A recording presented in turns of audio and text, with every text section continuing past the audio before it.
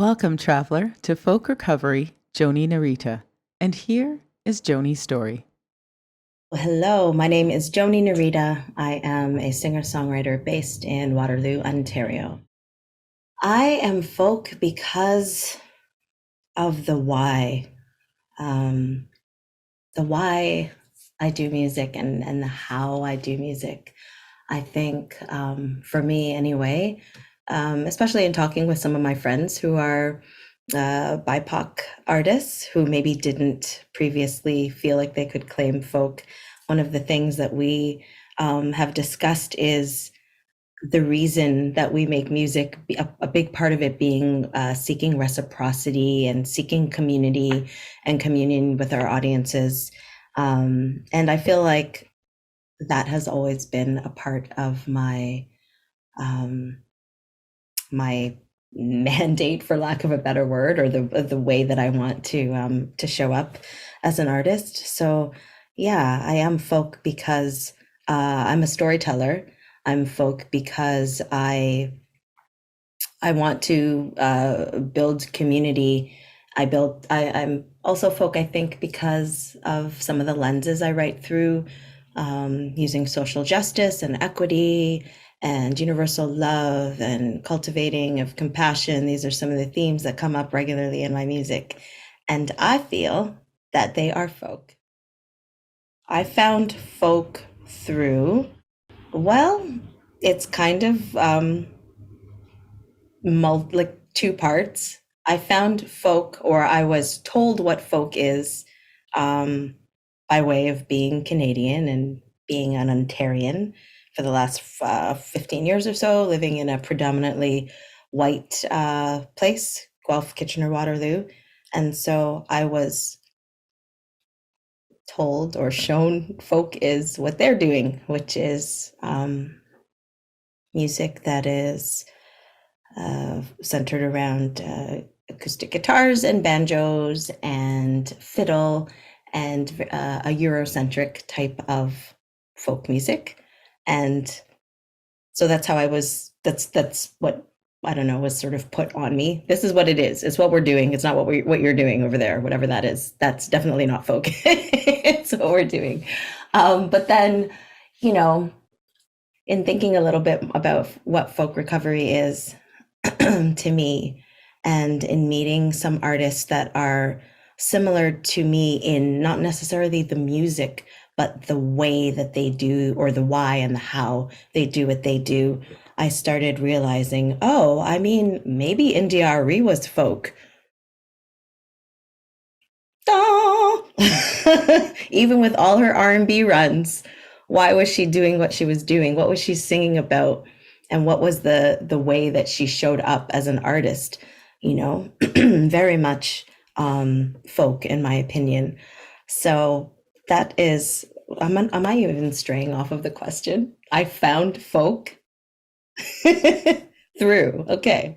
Yeah, I found folk through being an Ontarian and being shown this is what it is, and it's definitely not what you're doing, honey. And then having time to reflect and see that actually some of my musical influences, if I'm using the definition of folk that I previously talked about, then yeah, NDRE is folk, Bob Marley is folk, old calypso is folk music to me as a Caribbean person. And I'm am continuing to find folk right now as an artist, through exploring music from the diaspora, and exploring and giving myself permission to honor what feels right for me musically, um, and also tuck folk into my fold as a part of what I do. Certainly changing instruments helped. Not changing instruments. I have previously been mostly a singer who plays piano, and in the last few years, I have been playing guitar more. And a big part of why I started playing guitar more, which I don't think I've told you this, Kijo, or maybe I have, is because I was like, I need these white people to take me seriously as a songwriter. and hire me for these festivals and these shows. And it's like they can't get past the fact that I'm doing it on a keyboard. I don't know why. Um, so I'm finding folk through having it mirrored back. See, look, I play guitar now. Oh, wow. Yeah, what a songwriter you are. When really, like, I haven't changed that much. I've been writing for 25 years. I learn and grow as we all should and do as artists, but fundamentally, I've always identified as a songwriter and I have always had social justice in my writing, always. So I just think that's interesting. I'm finding folk through trying to give them what they want, but then actually being like, guitar is pretty fun because I get to stand up, which means I can move around the stage more and have even more of that sort of immediacy of connection with audiences, which I do like. I see folk recovery here in Canada as reclamation, as decolonization. I see it as a broadening of the definition and allowing, I really don't love that word, but making space for more of us to decide what folk even is. It can't be just a few people saying this is what it is. We need all of those voices and all of the colors, and colors as in people, but also the colors of the music itself, depending on where people come from, they're going to bring rich and beautiful flavors and instruments from, their their heritage and their traditions. And I think that's really important. So yeah, I see, for me anyway, folk recovery is definitely like about decolonizing my own self as a person who has been maybe inhibited by the definitions that were thrust upon me, and also not apologizing so much for saying that I'm folk, because I noticed that when I started saying it, there was always like a caveat, like right after, but like not, and feeling like I was going to get shut down or something like that. And it's like, no, the recovery for me is standing on my own 2 feet and being comfortable and confident about claiming folk as a part of what I do and not feeling like I need to apologize for it. I am a Black woman, so obviously my take on folk is going to come through my lens. I happen to be Jamaican. There's going to be that element as well, and that's okay, and I don't have to shy away from that. I think one of the reasons I started claiming folk was because of you, Kijo, our lovely esteemed host. You were the first person who said I was folk and you were going to play me on your show, and I was like, what's that? Okay. And literally like, I guess there is an acoustic bass on there, like an upright, like trying to figure out how on earth this woman who is also Black came to like identify me as that.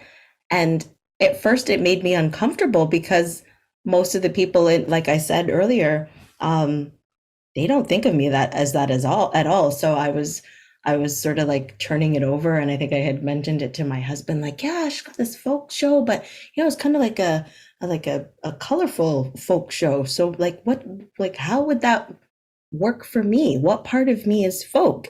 And he was like, really, the songs. And so, yeah, I really feel like for me, the journey into folk, it's pretty new. And it really started with you reaching out and like, hey, I've got this this show and I'm going to play your songs. And me being like, but why? And really working through that. It makes sense to me now, but at the time, it didn't. And so I have to thank you and the Janice Jolies of the world who are like, No, this is yours as well. My final share with you, traveler, is that life is rich and wonderful and uh, motion and change. And so I encourage everyone, myself included, to just sit in that richness and be open to it, and to maybe not get too bogged down about what we call what, why, and getting too into the nitty gritty. Just letting feelings um and emotions and intention lead first. Then maybe we can talk about what it is and why it is and how it doesn't line up with this, that, and the next thing. But yeah, my final share would be like music is, for at least for me, it's about moving in motion, motion within and without, in the hips, in the heart, in the mind, in the soul. So, let us let the music move us, and then we can talk about what it is, maybe. I think that it's important to also keep in mind that women of color, let me say Black women, not even women of color, let me say Black women, because that's what I am.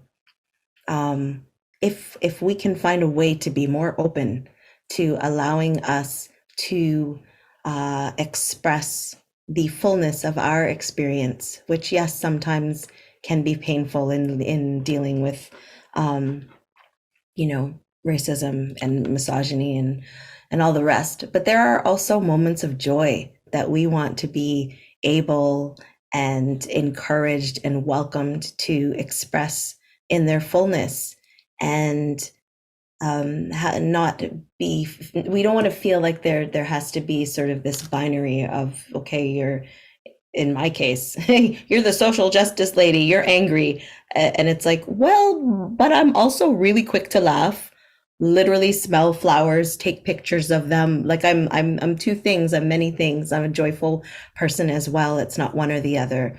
So I think sometimes it might be there might be stereotypes that have come to us through the media and TV that we watch. If you don't have a lot of people of color in your life, like in real life, you might think that it's only one kind of situation based on what you might see in the media. But we are not a monolith. We are out here living life in all the colors and all the emotions, and we just want to be able to express that in its fullness and its richness. Thank you.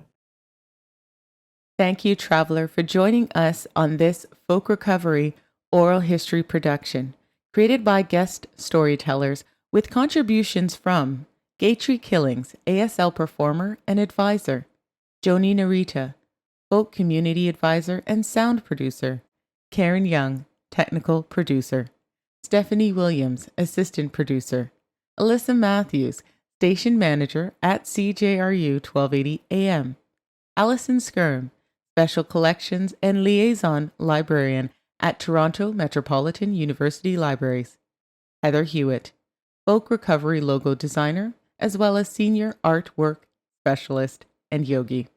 And special thanks to our friends, family, and community supporters, and to our funder, the Ontario Arts Council.